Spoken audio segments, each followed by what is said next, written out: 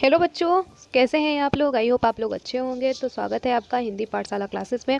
तो आज हम बात करने वाले हैं खंडकाव्य। ठीक है, खंडकाव्य बहुत ज़्यादा इंपॉर्टेंट होता है, तो मुझे लगा कि ये खंडकाव्य आपके लिए बहुत ज़्यादा इंपॉर्टेंट है।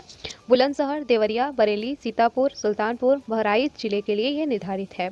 और बाकी खंडकाव्य भी मैंने पढ़ाया है। आलोक वृत्ति पढ़ा चुकी हूँ, ज्योति जवाहर खंडकाव्य पढ़ा चुकी हूँ। तो अगर आप उस ज़िले से हैं तो वो खंडकाव्य भी ज़रूर देखिएगा, या फिर आपके कोई दोस्त हैं तो उनको भी आप इसे शेयर कीजिएगा। तो चलिए अब हम इसका देख लेते हैं किस तरीके से मेवाड़ मुकुट का खंडकाव्य लिखेंगे, किस तरीके से बढ़िया नंबर लेके आएंगे।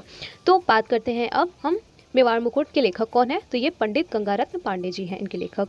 ठीक है, इसका उत्तर हम अब इस तरीके से लिखेंगे। देखिए प्रश्न इस तरीके से पूछा जाएगा। प्रथम सर का सारांश लिखिए, प्रथम सर का सारांश लिखिए, द्वितीय सर का सारांश लिखिए, तृतीय सर का सारांश लिखिए। इस तरीके से क्वेश्चंस भी पूछे जाते हैं, जो कि आप देख सकते हैं 2017 से 24 तक ये लगातार पूछा गया है। तो मैं वही क्वेश्चन उठा के लाई हूँ आपके लिए, जो कि लगातार क्वेश्चंस पूछे गए हैं बोर्ड के एग्जाम में। ठीक है, इससे बाहर मैं कुछ भी नहीं लेकर आई हूँ, आपको घबराने की ज़रूरत नहीं है। इसी में से कोई ना कोई क्वेश्चन ज़रूर आएगा। तो चलिए इसको हम अब देख लेते हैं। श्री गंगारत्न पांडे द्वारा रचित मेवाड़ मुकुट खंडकाव्य 7 सर्गों में विभाजित है। इन 7 सर्गों का कथानक निम्न प्रकार है। ये 7 सर्गों में बांटा गया है। ठीक है, प्रथम सर्ग, द्वितीय सर्ग, तृतीय सर्ग, चतुर्थ सर्ग, इस तरीके से बहुत सारे सर्ग बांटे गए हैं, लेकिन मुझे जो इम्पोर्टेंट लगा 3 सर्ग मैंने वही लेके आई हूँ। और चलिए उसको हम देख लेते हैं। प्रथम सर्ग, इस तरीके से क्वेश्चन आएगा। प्रथम सर्ग का संक्षिप्त में वर्णन कीजिए। तो आपको वर्णन करना है, जो कि 2017 से 24 तक लगातार आया हुआ है। तो इसको हम देख लेते हैं। राजस्थान के दक्षिण पूर्व भाग में अरावली पर्वत श्रृंखला फैली हुई है। वह मेवाड़ के रक्षा का पूर्ण दायित्व स्वीकार करके बड़े ही गर्व से अपना मस्तक ऊंचा किए हुए खड़ा है। इन अरावली पर्वत की श्रृंखला में कभी ऋषि मुनि तपस्या करते थे और वहां पर अनेक वेदों मंत्रों के स्वर गूंजते थे। युद्ध में पराजित होने के बाद राणा प्रताप इसी सुरक्षित स्थान पर पहुंचे, जिसमें वे अपनी पत्नी लक्ष्मी और पुत्र तथा पुत्री को लेकर निवास करते हैं। वन में अनेक कष्टों को सहते हुए भी उन्होंने अपने स्वाभिमान की रक्षा की तथा शत्रु पक्ष की कन्या को अपनी पुत्री के समान पाला। जो कन्या थी उनकी पुत्री थी, वो उनकी पुत्री नहीं थी, कोई उनका शत्रु था जिनको उन्होंने मार दिया था, तो उन्होंने ले लिया था उस कन्या को। यह उनकी उदारता तथा शरणागत वात्सलता का प्रमाण है। सर्ग के अंत में आगे हम देख लेते हैं। महाराणा प्रताप की पत्नी अपने पुत्र को गोद में लिए हुए भविष्य की चिंता में डूबी हुई है। महाराणा प्रताप की पत्नी जो थी वो अपने बच्चे को गोद में ली हुई थी और भविष्य के बारे में चिंता कर रही थी कि आगे क्या होगा, क्या ये कुछ कर पाएगा कि नहीं कर पाएगा मेरा बेटा। तो इसकी चिंता में ये डूबी हुई थी। इनकी पत्नी का वैसे क्या नाम था? लक्ष्मी। चलिए इसको आगे हम देखते हैं। द्वितीय सर्ग में इस तरीके से आएगा लक्ष्मी, यहाँ पे देख सकते हैं आप। इस तरीके से आपको लिखना है द्वितीय सर्ग लक्ष्मी।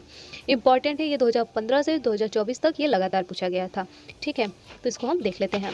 अरावली पर्वत श्रृंखला पर महाराणा प्रताप की कुटिया चांदनी रात का प्रथम प्रहर है। ठीक है, सर्वत्र निर्भरता छाई हुई है। पक्षीगण दिन भर थकान के बाद अपने अपने घोंसले में सोए हुए हैं। इस एकांत निर्जन स्थान पर अपनी कुटिया के समक्ष लक्ष्मी चिंतामग्न मुद्रा में बैठी हुई है। अपने भूख से पीड़ित पुत्र को देखकर व्याकुल हो उठी। राणा की संतान होते हुए भी भरपेट दूध भी नसीब नहीं है। रानी लक्ष्मी कहती है कि कर्मयोग तो आदर्श मात्र है, कर्म भोग की सच्चा दर्शन है। सज्जन सर्वथा मार्मिक वेदना को प्राप्त करते हैं, परंतु कुमार्गी व्यक्ति जीवन में सफल प्राप्त करते हैं। महाराणा प्रताप शत्रु के सामने अपने सिर नहीं झुका सकते। इसी स्वाभिमान की रक्षा के लिए सभी प्रकार का दुखों को सहन कर रहे हैं। लक्ष्मी समान रक्षा हेतु स्वयं को कष्ट में डाल सकती है, किंतु अपने पुत्र पुत्री को दुख में नहीं देखा जाता। उसके मुख से अचानक इन शब्दों, आगे देख लेते हैं। इन शब्दों को सुनकर महाराणा प्रताप रानी के रोने का कारण पूछते हैं। रानी कुछ नहीं, कुछ भी तो नहीं कहकर आंसू पोंछती हुई कुटिया के अंदर चली जाती है। महाराणा प्रताप के आंसू भी सहसा निकल आते हैं। इसमें क्या होता है कि लक्ष्मी जो उनकी पत्नी थी वो रात को रो रही थी कि मैं दुख सह सकती हूँ, पर अपने पुत्र पुत्री को इस भूखे इस दर्द में नहीं देख सकती। तो जब राणा प्रताप उनसे पूछते हैं कि क्या हुआ, तो वो आंसू पूछ के कहती हैं कुछ नहीं। तब महाराणा प्रताप भी समझ जाते हैं और वो भी दुखी हो जाते हैं। तृतीय सर्ग अब हम देख लेते हैं। तृतीय सर्ग 2013 से 2024 तक ये लगातार पूछा गया है। तो आइए इसको हम तृतीय सर्ग देख लेते हैं। महाराणा प्रताप कुछ समय तक अपनी कुटिया के समक्ष खड़े हुए कुछ विचार करते रहते हैं। फिर वृक्षों की घनी छाया में आंखें बंद किए हुए रानी लक्ष्मी के कष्टों के विषय में सोचते हैं। वे कहते हैं, कर्तव्य का पालन करने से ही यश की प्राप्ति होती है। ठीक है, मेवाड़ को मुक्त कराना ही उनका परम कर्तव्य है। इसके लिए वे अपने प्राणों की आहुति देने के लिए तैयार हैं। वे सोचते हैं कि मैं ही अपने कर्तव्य पथ पर से ही क्यों विचलित हूँ। मान सिंह जैसा वीर इसके इशारे पर नाच रहा है। अकबर की साम दाम दंड भेद की नीति में ही मैं ही शेष बचा हूँ।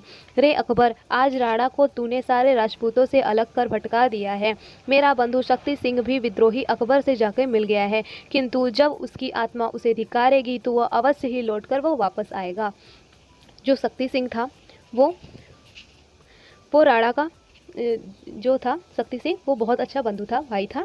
ठीक है, वो अकबर से जाके मिलता है, इतना ज़्यादा भड़का देता है अकबर, उनके बीच विद्रोह छिड़ जाता है, जो कि शक्ति सिंह उससे अलग होकर अकबर से जा मिलते हैं। तो इस तरीके से इसमें बताया गया है कि जब उसे चेतना आएगी तो वो खुद मेरे पास आएगा और मुझसे माफ़ी मांगेगा। ये कौन बोल रहा है? महाराणा प्रताप बोल रहे हैं अपने मन में। तो बस इतना ही तृतीय सर्ग में है। तो अगर आपको मेरी वीडियो पसंद आई हो तो वीडियो को लाइक शेयर जरूर कर दीजिएगा, और नए हैं तो चैनल को सब्सक्राइब भी ज़रूर कर दीजिएगा। मिलते हैं नेक्स्ट वीडियो में, और नेक्स्ट वीडियो में मैं मिलूंगी आपको मेवाड़ मुकुट नामक खंडकाव्य के नायक महाराणा प्रताप का चरित्र चित्रण के साथ। तो मिलते हैं नेक्स्ट वीडियो में, तब तक के लिए थैंक यू, टेक केयर।